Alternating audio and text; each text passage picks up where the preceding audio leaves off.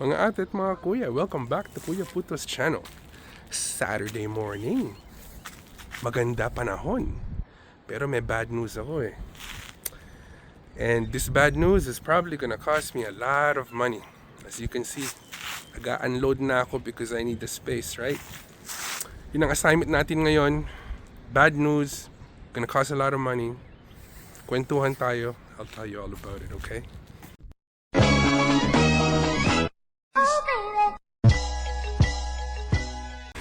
Good morning guys. Alam niyo ba nung bata ako, siguro mga 18 or 19 years old ako noon, yung dad ko, lagi akong sinisigawan. At sabi ni Papa, aalagaan mo yung kotse niyan, huwag mong laspagin. Pero bata eh, you know, still learning, right? And nung umpisa, hindi ko masyadong inisip yun eh. Kala ko kasi yung mga kotse hindi nasisira, di ba? So I remember vividly, dinala niya ako dun sa Midas yata yun. Dahil naghihingalo na yung kotse yung dinadrive ko noon, 19 ko. And wala naman akong perang panggawa. So sinalo niya, ang laki ng repair bill. I think it was like $700 or $800 back then.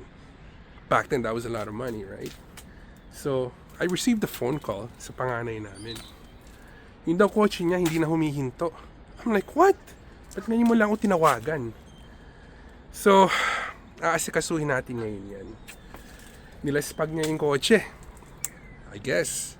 Dahil hindi naman biglang gigising ka lang ng isang araw tapos hihinto na yun eh, di ba? So, but we'll see. So yun ang assignment natin ngayon plus a couple other things that I have to do for Mrs., right? Come join me. Let's go. So yun guys, nandito tayo sa kabilang bahay. Yung kotse ni Daniel, yung nakuha niyang libre dun sa ninong niya. You know, I vlogged that maybe 3 years ago or 2 years ago. I guess mula nun, hindi nakatikim ng maintenance, right? So, dumating ako dito about an hour ago. And I drove it for a block. And then I had to drive back dahil ang lakas ng kiskis, metal to metal. So, tapos hindi humihinto. As in, walang preno. So, sinita ko siya, sabi ko, "Huy, ba't nagkaganyan yung kotse mo?" As in, hindi humihinto. You know, you don't wake up one morning tapos hindi lang hihinto yung kotse. Gradual yun eh. So, you would have noticed this, like, you know, a week, 2 weeks ahead. But nilaspag mo ng ganito kasama. So, to the point na yung mekaniko kong isa, malapit lang dito sa kabilang bahay, right? And, ano tawag doon? Imbis sa driving ko doon, it's only a 4-minute drive. I had it towed by CAA because it didn't feel safe because yung preno as in wala. You press on the brake, tapos maririnig mo, tapos hindi humihinto. So yun, gagawin natin ngayon. Kukunin natin yung isang set ng gulong, winter tires. I know winter is almost over. Tapos ngayon lang ikakabit. Dahil sabi ng mekaniko, he lifted it up on the hoist already, right? Napansin niya yung gulong na nakabit dun sa kotse niya at sa Mazda 3. Kalbo lahat. As in, mas kalbo pa sa akin. So, tinanong ko, how come you didn't put your winter set on? You know, I got lazy. Whatever. So, yun. We'll go get the winter set and then, boom. Tali natin dun. Let's go. Ito yung garahe namin ngayon. Yung gulong nandun sa kabila. Oh my God. I have to give him shit. He needs to clean all of this stuff. Nung dito kami nakatira, napakalinis nito. As in, napakalinis niyan. Etong kotse kong isa, hindi ko na nadadrive. Ilang taon na nakaupo dito, natutulog lang siya. You know, kinabitan ko siya ng, battery charger. So, 3 taon na siya nakahook up sa battery charger. Kawawa ka naman. But, yeah. Forgive me, baby. I'll get you back. Anyways, let's go. Trabaho na tayo.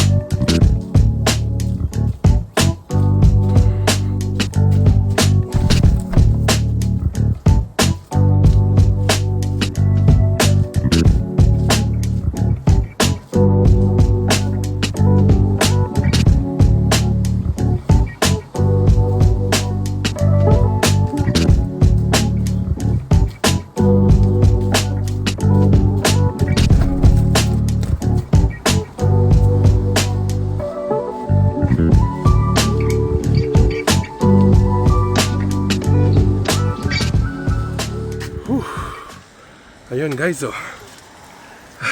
Nakapagod yun ah. I couldn't roll it, I had to lift it dahil bastang-basa yung ground. And I don't want it to get dirty bago ko pasok dun sa kotse. Ang sarap ng buhay na itong batang to. Isipin nyo, hindi ko naman kotse to eh. Hindi naman ako naglaspag nito eh. Ba't ako gumagawa lahat ng trabaho? Yan ang tawag sa pag-ibig ng mga magulang sa mga anak nila. Oh my God. But anyways,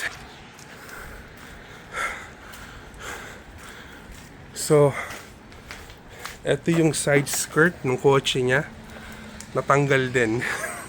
Oh my God. Dadalhin ko sana eh, papagawa ko, pero you know what, after getting this car fixed today, sabihin ko ikaw gumawa niyan. So yun. By the way, this is our tenants' cars, or my tenants' cars. Mas maganda pa yung kotse nila kaysa sa kotse ko, no?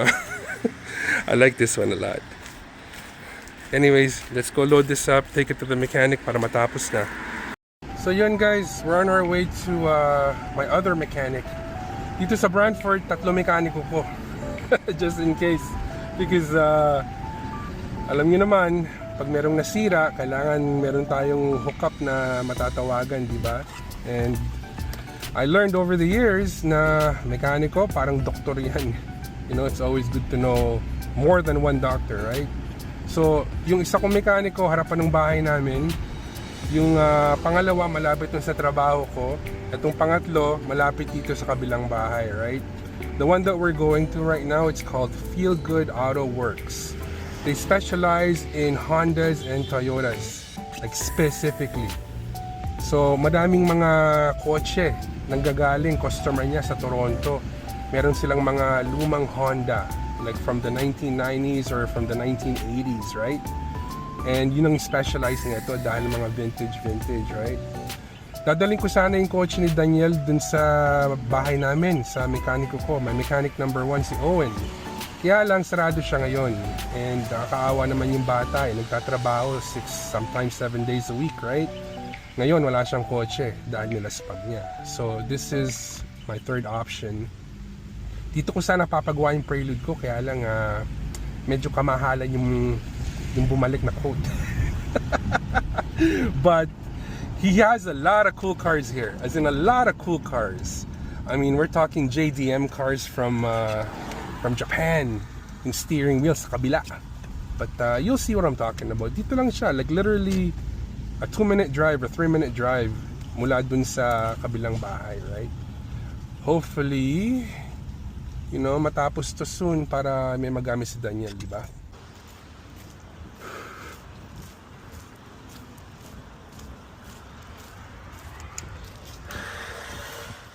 Ayun, nakapanik na. Morning. Morning.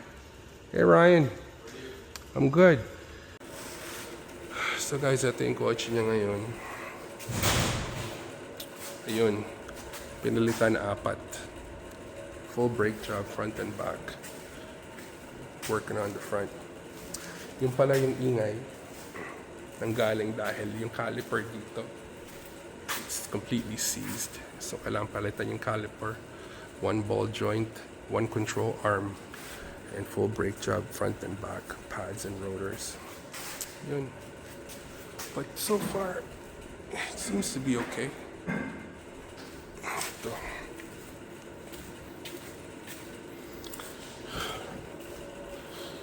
Thank you for your help, Ryan. Much appreciated. I'm just gonna go run a couple errands and then I'll come back here with him. Yeah. Hopefully it's done by then. Yeah, I'll touch base with you. Yeah, Once for I sure. get the ball joint out. Is it being kind of tough? Smooth sailing. Yeah, it's just not really a great way to get them out. So. I love this thing, man. Oh my God. Especially with the front end conversion. I mean, everybody does it, but not everybody does it right. This seems like it was done right. Yeah, it fits well. Did you do it yourself? No, car came this way. Okay. Where did you pick it up, if you don't mind me asking? I was at the GTA. Nice.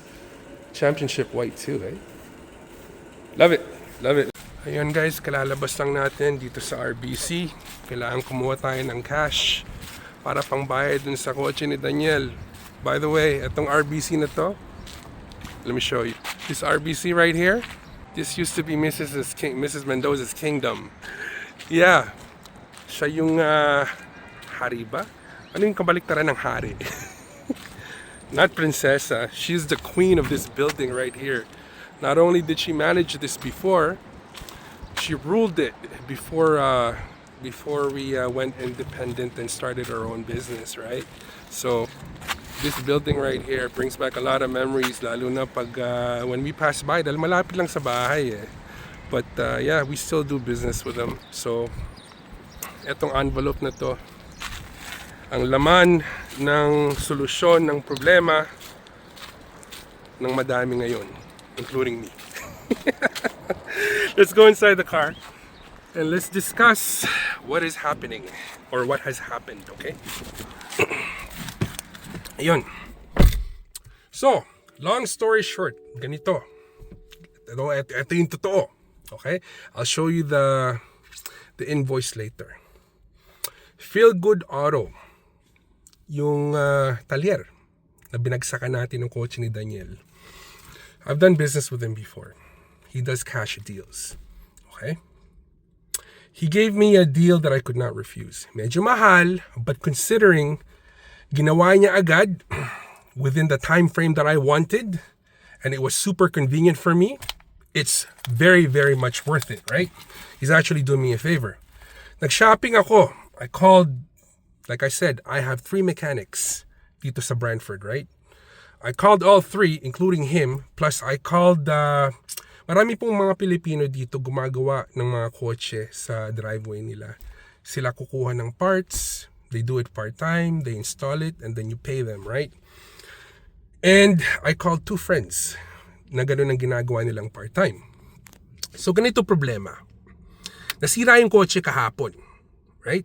So nagtawag-tawag na ako agad. Tapos, yung 2 mekaniko ko out of the 3, they're closed on weekends. Feel Good Auto, he's open on weekends. Tumawag ako sa 2 Pilipino din na gumagawa ng kotse-kotse part-time. Yung isa may trabaho, he couldn't do it. Yung isa naman, sabi niya, pupunta mo na ako sa simbahan, I'll do it after work. I have to move around stuff sa garahe ko. Then I want to see if I can get the parts or where I can get the parts cheap, right? Medyo inconvenient. Kailangan nung panganay namin yung kotse niya agad. Dahil he's working 6 to 7 days a week sometimes. 2 trabaho niya. Naawa ako. Kinausap ko si Mrs. You know what? Kailangan natin desisyonan to. Kailangan natin siyang tulungan. Dahil at one point, katulad nung kwento na sinabi ko sa inyo, nung umpisa ng video na to, nung bata ako, ginawa ko rin to eh. So naiintindihan ko, right? Kahit na nilaspag niya yung kotse niya, hopefully, I told him, I'll fix your problem. I will provide a solution dun sa iniisip mo. Ako na gagawa ng lahat. All you have to do is pick up your car. So, yun. Ganito ginawa. So, sa kotse niya, gulong, number 1. Number 2, brake job, complete brake job. Front and back. 4 rotors, 4 pads, front and back. Tapos yung isang caliper niya, seized, needed to be replaced sa driver's side. 1 ball joint, 1 tie rod, and 1 control arm sa harapan din. So yun ang ginawa ni Feel Good Auto. Si Ryan, good guy. And tinawagan ko siya kaninang umaga, di ba? After I test drove the car, I had the car towed to him. And he said, "Okay, good. I have connections for the parts. I'll have the parts here within like half an hour, 45 minutes. Remember, Brantford is a small place, right? Tapos, he'll be working on it. Sabi niya, maybe 12, maybe 1 today, tapos na. So really, I'm paying for convenience. Pag nakuha ko na yung kotse, we'll do a complete breakdown and I'll tell you how much is inside this this envelope. Okay guys, talk to you soon. Ito guys, isa pang stop natin para kay Mrs. dito sa Cobb's Bread. Ay nako, tong Cobb's Bread na to. Gustong gusto ni Mrs. to eh. Meron siyang ino-order lagi, yung apricot bread ba yun? Man, mahal eh. But you know what, makes her happy. Sabi niya quality bread daw eh. Nakaparada muna tayo. Let's pick her up a loaf. And then after this, uwi muna tayo. Wait for that phone call para din sa kotse ni panganay natin. And then that should be it for the day. Let's go.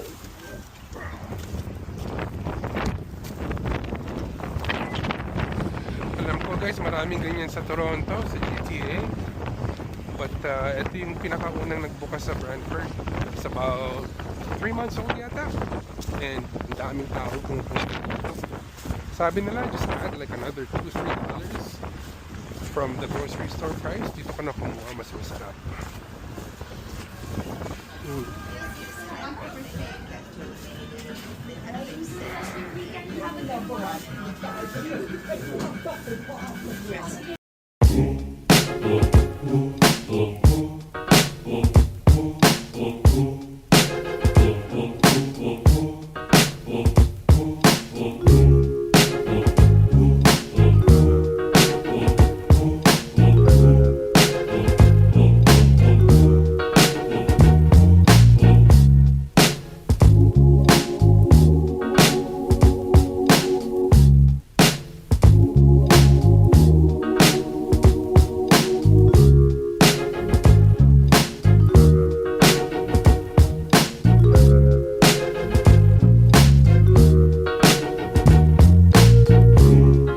Can I get an apricot loaf? Please. No, that's it. Sorry. No, I'm just fixing. Please.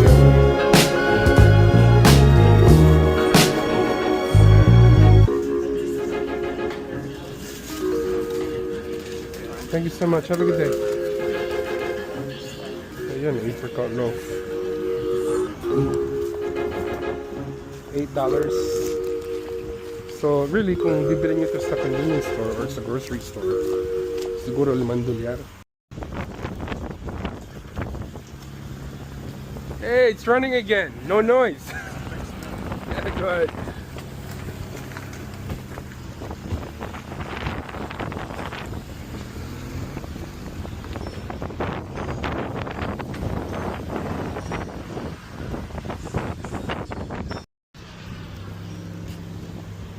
Yun.